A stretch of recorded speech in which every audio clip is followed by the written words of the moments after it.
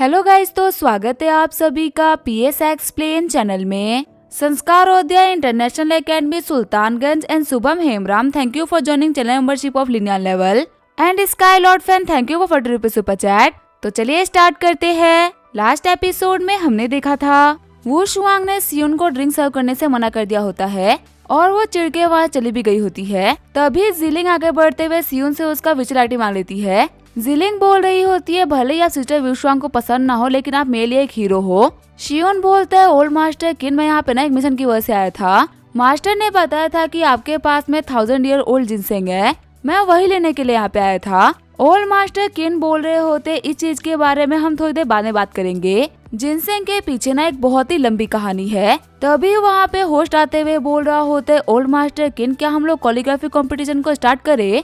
Old master वे के heart attack आने की वजह से ना वो बीच में ही रुक गया था।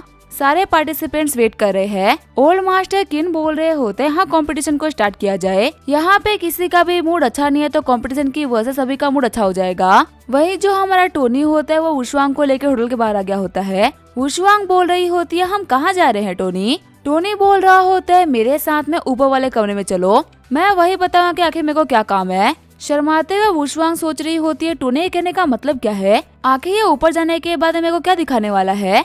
आगे जो टोनी होता है वो वू शुआंग को लेके रूम नंबर 1605 में आ गया होता है। वू शुआंग सोच रही होती है, पहले मेरे को लगा था कि टोनी कमरे में जाने वाली बात को ना मजाक में कर रहा है, लेकिन वो तो सच में यहाँ तक आ चुका है। आखिर जो टोनी है वो यहाँ पे क्या करने की सोच रहा है।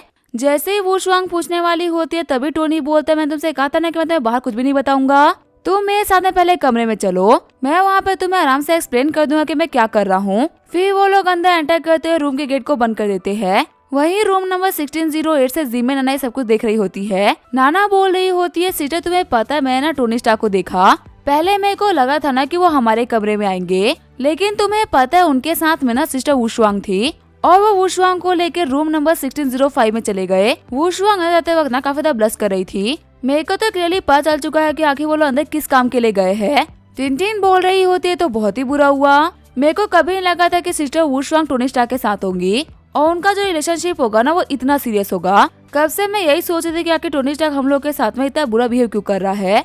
हम लोग पहले भी काफी सारे पावरफुल यंग मास्टर से मिल चुके हैं, लेकिन हम लोग को वैसे रिजेक्ट किसी ने भी नहीं किया जैसे कि टोनी ने करा। अब जाके समय आ रहा है कि उसके ना इस पार्टी को लेकर काफी सारे प्लान्स थे और वैसे भी अगर किसी के पास में सिस्टर वू शुआंग होगी तो वो हम लोग को क्यों ही देखेगा। भले ही बात किया जाए यहाँ पे स्टेटस के या फिर लुक्स का, सिस्टर वू शुआंग इन दोनों में ही ना हमसे काफी ऊपर है। पर मेरे को ये समझ में नहीं आया कि सिस्टर वू शुआंग टोनी से कैसे पड़ गई। सिस्टर वू शुआंग के बारे में ये कहानी काफी ज्यादा फेमस है ना कि वो लड़कों से काफी कोल्डली बिहेव करती है। पता है अभी थोड़ी देर पहले ना वो डिवाइन डॉटर के स्टूडेंट सियुन से ना काफी गंदे तरीके से बिहेव करके आई है। नाना बोल रही होती है, सिस्टर भी ये सारी बेकार बातें सोचना बंद करो, मैं यहाँ पे तुम्हें एक बहुत ही इंटरेस्टिंग चीज दिखा रही हूँ, फटाफट से यहाँ पे आओ। तभी टिंगटिंग दरवाजे से देखते हुए बोल रही होती है, तो सिस्टर ईहान है ना, आखिर ये उस कमरे के बाहर क्या कर रही है जहाँ पे टोनी और वू शुआंग गए हैं। वैसे मैंने नोटिस किया है कि जब से हम लोगों ने टोनी स्टार्क को पर्ची दी थी ना, तब से ये हम लोग को बहुत ही गुस्से से घूर रही थी और एक तरीके से इनकी नजर ना सीईओ टोनी स्टार्क के ऊपर भी थी। पहले तो मेरे को ये भी लगा था कि शायद ये उनकी गर्लफ्रेंड हो सकती है और अब ये मेरा शक ना और पक्का होता जा रहा है। वहीं हम देखते ईहान के हाथों में जिमन सिस्टर की दी हुई पर्ची होती है। ईहान सोच रही होती है, पहले तो टोनी ने दिखाने के लिए पर्चियों को फेंक दिया था, लेकिन जब ओल्ड वे को हार्ट अटैक आया और वहाँ पे चहल पहल मच गई तो वो अचानक से गायब हो गया। मैंने उसको लास्ट टाइम देखा था कि वो गेस्ट रूम की तरह चलते हुए आ रहा था, लेकिन ये कॉरिडोर तो बहुत ही बड़ा है, पता नहीं वो कौन से कमरे में होगा। तभी ईहान की नजर रूम नंबर 1608 पे पड़ती है। ईहान सोच रही होती है, क्या सच में टोनी यहाँ पे है। मेरे को पहले लगा था कि वो यहाँ पे नहीं आएगा, लेकिन वो यहाँ पे आ गया। तभी पीछे वाला गेट खुलता है और ईहान के सामने टोनी आ जाता है। टोनी बोल रहा होता है, ईहान तुम भी यहाँ पे हो, वह तुम्हारी टाइमिंग परफेक्ट है, फटाफट से अंदर आ जाओ, मैं अभी तुम्हें ढूंढने के लिए बाहर आने वाला था। ईहान बोल रही होती है, क्या तुम मेरे को ढूंढने के लिए आने वाले थे, क्या तुम्हें मुझसे कोई काम है क्या। टोनी बोल रहा होता है, पहले अंदर तो आओ फिर मैं तुम्हें बताता हूँ कि क्या काम है। ये बोलते हुए टोनी ईहान को अपने साथ में कमरे के अंदर लेकर आता है। वही ये सब कुछ देखते हुए जिमन सिस्टर को कुछ समझ में नहीं आ रहा होता। नाना बोल रही होती है, मुझे अपनी आंखों पे भरोसा नहीं हो रहा। टिंग टिंग के अभी जो टोनी स्टार्क के साथ में कमरे में गई वो सिस्टर ईहान ही थी ना, कहीं मैंने यहाँ पे कोई गलत तो नहीं देखा ना। टिंग टिंग बोल रही होती है, नहीं मैंने भी गौर से देखा, वो सिस्टर ईहान ही थी, पर ये सब कुछ देखने के बावजूद भी ना मेरे अपनी आंखों पे भरोसा नहीं हो रहा। सिटी के दो सबसे बड़ी फैमिलीज की लेडीज एक कमरे में एक ही बंदे के साथ है, ये अपने आप में सोचना भी ना बहुत ही खतरनाक है। कंट्री का हर एक दूसरा बंदा ना इन दोनों के पीछे है और वहीं ये दोनों लड़कियां एक बंदे के पीछे है। सच में इस चीज को देखने के बाद बिना इसके ऊपर भरोसा करना बहुत ही मुश्किल हो रहा है। ईहान को देखते हुए वुशवांग बोल रही होती है, ईहान तुम भी यहाँ पे? टोनी तुम कब से बोल रहे हो कि बताओगे, लेकिन आखिर तुम बता क्यों नहीं रहे? क्या बात है? मेरे को यहाँ पे बिल्कुल समझ में नहीं आ रहा कि तुम क्या करने वाले हो। टोनी बोल रहा होता है, घबराओ मत, मैं जो भी कुछ करने वाला हूँ ना तुम्हारी वैसे ही करने वाला हूँ। सबसे पहले मैं यहाँ पे तुम्हारी बीमारी को ठीक करूंगा। वुशवांग बोल रही होती है, टोनी जब मैं बीमार ही नहीं हो तो तुम मुझे ठीक कैसे करोगे? देखो अगर तुम यहाँ पे मजाक कर रहे हो ना तो ये बिल्कुल ही फनी नहीं है। टोनी बोल रहा होता है, तुम्हें तो पता है ना कि मैं मजाक नहीं करता, खासकर उन लोगों की लाइफ से जो कि मेरे लिए बहुत ही इम्पोर्टेंट है। हाँ तुम बिल्कुल सही बोल रही हो, तुम पहले बिल्कुल ही बीमार नहीं थी, लेकिन अभी थोड़ी देर पहले तुम उस शियून को वाइन सर्व कर रही थी और उस टाइम पे उस कमीने शियून ने तुम्हारी बॉडी के अंदर काफी चालाकी से और काफी स्मूथली एक पॉइजन नीडल डाल दी। तुम्हें उस टाइम पे इसी वजह से पता नहीं चला क्योंकि उस कमीने की मेडिकल स्किल्स ना काफी कमाल की है। जब तुम उसको वाइन सर्व करी थी तभी मेरे को लगा था कि उसकी हरकतों में ना कुछ तो अजीब है। इसी वजह से मैं उसके हर एक मूव को ना काफी तरीके से नोटिस कर रहा था। और जब तुम वाइन सर्व कर रही थी तभी उसे तुम्हारी बॉडी के अंदर काफी चालाकी से नीडल को डाल दिया। मेरे को शक है कि उसने यही सेम काम थोड़ी देर पहले किसी और के साथ किया था। तुम्हें याद भी होगा कि उसने तुमसे कहा था कि तुम बीमार होने वाली हो और तुम इसी बात पे काफी गुस्सा भी हो गई थी। वो ना बिल्कुल झूठ नहीं बोला था, तुम सच में बहुत ही बीमार पड़ने वाली हो। और कमाल की बात तो ये है कि वो बीमारी देने वाला भी ना शियून है। तुम्हें पता है उसे तुम्हारी बॉडी के अंदर इतना खतरनाक नीडल डाला है ना कि अगर उसे अभी नहीं निकाला गया तो तुम्हारी जान के लिए भी काफी खतरनाक हो सकता है। इसी वजह से मैं तुम्हें हाथों हाथ यहाँ पे लेके आ गया। शर्माते हुए वुशवांग बोल रही होती है, वैसे अगर मैं सच कहूँ तो मुझे पता है कि वो नीडल कहाँ पे है। जब मैं उसको वाइन पोर करी थी उससे पहले मुझे काफी अच्छा फील हो रहा था, लेकिन उसको वाइन सर्व करने के बाद से मेरे लोअर एब्डोमेन में ना काफी हल्का सा पेन स्टार्ट हो गया। मैं कभी सोची थी कि कुछ खाने पीने की वजह से शायद से हो गया, इसी वजह से इसके ऊपर ध्यान नहीं दे रही थी, पर मेरे को कभी नहीं लगा था उस कमीने शियून की ना इन सभी में ट्रिक होगी। आखिर एक डॉक्टर होने के बावजूद भी वो किसी को बीमार कैसे कर सकता है? मैं आज तक जितने भी डॉक्टर से मिली हूँ ना वो सभी का इलाज करते, किसी को बीमार नहीं करते। और अगर एक डॉक्टर अपने पेशेंट के इमोशन के साथ में खेलेगा तो फिर आखिर पेशेंट भरोसा किस पे करेगा? एक बिजनेसमैन होने के बावजूद भी जब भी हम कोई प्रोडक्ट बनाते हैं तो ये पूरा ध्यान रखते हैं कि वो प्रोडक्ट अच्छा हो, और अगर कोई वो फूड प्रोडक्ट है ना तो उसको कंज्यूम करने वालों की तबीयत खराब ना हो।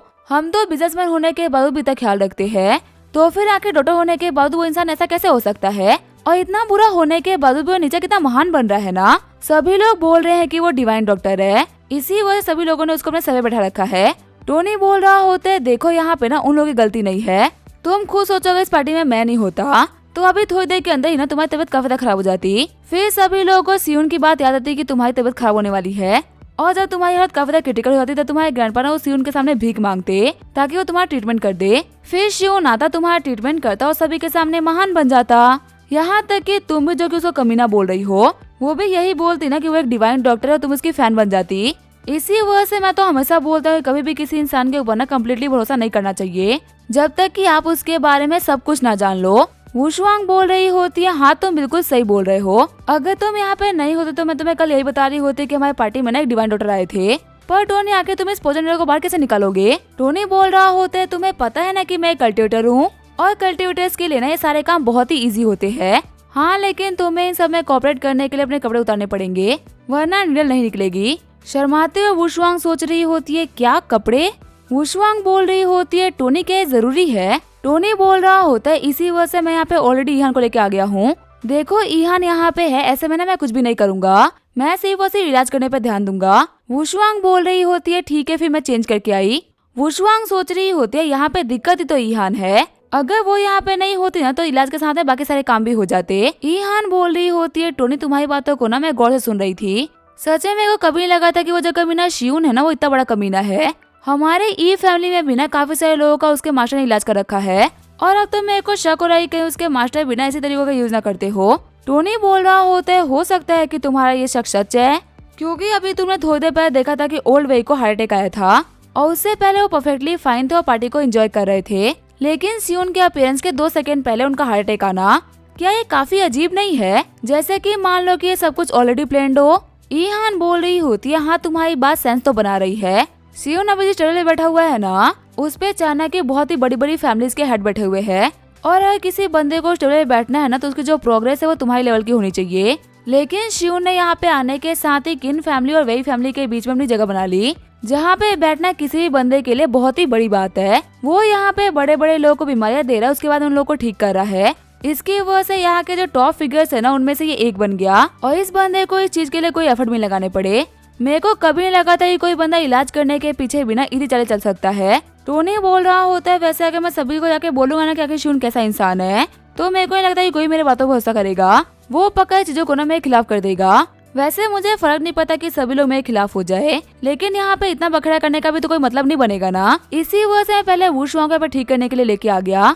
बैंकेट हॉल की जो चीजें है ना उसको हम बाद में देख लेंगे। तभी वहाँ पे आते हुए वुशवांग बोलती है, मैं रेडी हूँ, क्या नूडल बाहर निकल सकती है? टोनी बोल रहा होता है, हाँ ये निकल सकती है, लेकिन तुम्हें इस प्रोसेस में ना थोड़ा सा पेन फील होगा। ये बोलते हुए टोनी अपनी एनर्जी को उसकी बॉडी के अंदर डालना स्टार्ट कर देता है। टोनी बोल रहा होता है, जैसे जैसे मैं अपनी एनर्जी को तुम्हारी बॉडी के अंदर डालूंगा ना, वैसे वैसे वो नूडल बाहर निकल जाएगी। मैं तो अभी तक यहाँ पे यही सोच रहा हूँ कि इस कमीने के पास में ना इतनी कमाल की स्किल कैसे है। इसके पास में तुम्हारी बॉडी के अंदर डालने के लिए ना बहुत ही कम टाइम था, और उतने ही कम टाइम के अंदर इसने ये काम कर भी लिया।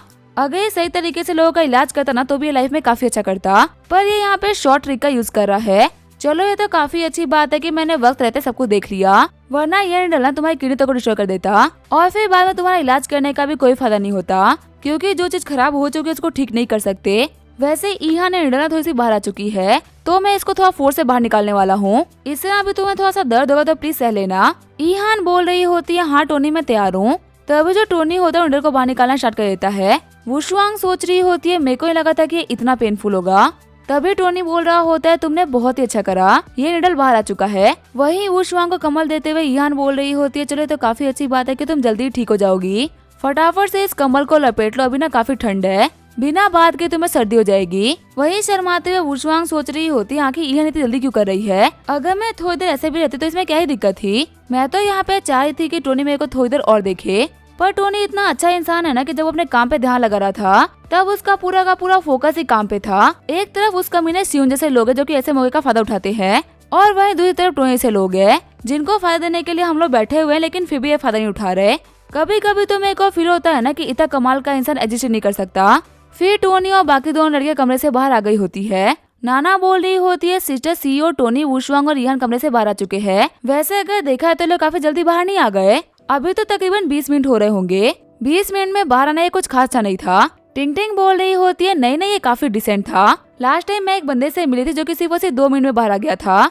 वैसे बंदों के मुकाबले तो ये काफी बेहतर है। वहीं सीन चेंज होता है, बैंकेट हॉल का सीन दिखाया जाता है, जहाँ पे कोरियोग्राफी कंपटीशन फिर से स्टार्ट हो गया होता है, और पार्क जुन पूरा ध्यान लगा के कोरियोग्राफी कर रहा होता है। वहाँ पे कई लड़कियाँ बोल रही होती है, तो सीईओ पार्क जुन है ना, सैमसंग ग्रुप के थर्ड यंग मास्टर। अभी तक इस पार्टी के अंदर टोनी था, इसी वजह से इनके ऊपर ध्यान गया ही नहीं। सच में ये भी ना काफी हैंडसम यंग मास्टर है। और एक बार इनकी कोरियोग्राफी तो देखो, मैंने इतनी कमाल की कोरियोग्राफी ना बहुत ही कम लोगों की देखी है। इनको देख के लग रहा है ना कि यहाँ पे कोई मास्टर कोरियोग्राफी कर रहा हो। वहीं बाकी सारे लोग बोल रहे होते हैं कि हमारे टोनी स्टार्क कहाँ पे है। अगर यहाँ पे यंगस्टर्स की बात हो रही है तो हमारे भी तो नंबर 1 जीनियस पे होना चाहिए ना। आखिर हमारी पार्टी के अंदर हमें कोरियन को कैसे जीतने दे सकते हैं? हम गारंटी कर सकते हैं कि अगर टोनी स्टार्क यहाँ पे आ गए ना तो वो दिखा देंगे कि आखिर रियल कोरियोग्राफी किसे बोलते हैं। चाहे यहाँ पे पियानो हो, म्यूजिक हो, चेस हो या फिर बिजनेस हो, इन सभी में टोनी का लेवल वर्ल्ड क्लास है। अगर वो वर्ल्ड कंपटीशन के लिए कम्पीट भी करे ना तो भी वो नंबर 1 रैंक लेके आएगा। तो ऐसे में कोरियोग्राफी तो उनके लिए बहुत ही छोटी सी चीज है। वही जुनजे सोच रहा होता है, मैं कब से यहाँ पे बाकी सारे लोगों को फेम खींचते हुए देख रहा था। कभी ये डॉक्टर और कभी टोनी, सभी का ध्यान इन लोगों के ऊपर था। पर फाइनली अब सभी लोग मेरे ऊपर ध्यान दे रहे हैं और मेरे बारे में बात कर रहे हैं। भले ही मेरे पेंटिंग पे खर्च किए हुए 1.1 बिलियन खराब हो गए, लेकिन इस होस्ट पे खर्च किए गए 50 मिलियन ना काम आ गए। अब जबकि सभी लोग मेरे ऊपर ध्यान दे रहे हैं ना, तो खूबसूरत लड़की भी मेरे ऊपर ध्यान देंगी। तभी वहाँ पे शिवन आते हुए बोल रहा होता है, पार्क जुनजे तुम्हारी कोरियोग्राफी अच्छी है। वह तुम्हें पता है मेरे पास बिना कोरियोग्राफी की थोड़ी बहुत नॉलेज है, क्या तुम मेरी कोरियोग्राफी देखना चाहोगे? पार्क जुनजे बोल रहा होता है, क्या तुम भी कोरियोग्राफी करते हो? जुनजे सोच रहा होता है, आखिर ये गाँव का गंवार कहाँ से आ गया। पहले इसने यहाँ पे आके सभी लोगों को अपनी मेडिकल स्किल से इम्प्रेस करा, और उसके बाद में ये अपनी कोरियोग्राफी का शो ऑफ करना चाहता है। पर इसको क्या लगता है कि मुझसे बेटर कोरियोग्राफी कर लेगा? मैं बचपन से कोरियोग्राफी करते हुए आ रहा हूँ और मेरे को सिखाने वाले ना वर्ल्ड क्लास टीचर थे। ये तो पॉसिबल ही नहीं है कि ये गाँव का गंवार मेरी बराबरी कर ले। तभी शिवन बोल रहा होता है, तुम्हें पता है तुम्हारे यहाँ पे ना कोरियोग्राफी को बहुत ही भारी माना जाता होगा, पर हमारे लिए कोरियोग्राफी ना कंचे खेलने जितना आसान है। तुम लोग के लिए तो ये मुश्किल होगा भी ना, क्योंकि ये तुम्हारे यहाँ पे तो ओरिजिनेट हुआ नहीं। हिस्ट्री के अंदर हर दूसरा बड़ा कोरियोग्राफी मास्टर हमारे हुए है। तुम्हें पता है मैं ना कोरियोग्राफी करने में इतना अच्छा भी नहीं हूँ, लेकिन मुझे इतना कॉन्फिडेंस है कि मैं तुम्हारी इस पचकाने सी कोरियोग्राफी से ना काफी बेहतर कर लूंगा। चिढ़ते हुए जुनजे सोच रहा होता है कि मैं तो कुछ ज्यादा कॉन्फिडेंस दिखा रहा है। पर चलो कोई बात नहीं, जितना बढ़ के बोलेगा ना उतनी ही इसकी बेइज्जती भी होगी। तभी जो वहाँ पे शियून होता है वो कोरियोग्राफी को करना स्टार्ट कर देता है। इसी के साथ में ये एपिसोड यहीं पे एंड करेंगे। वीडियो देखने के लिए थैंक यू।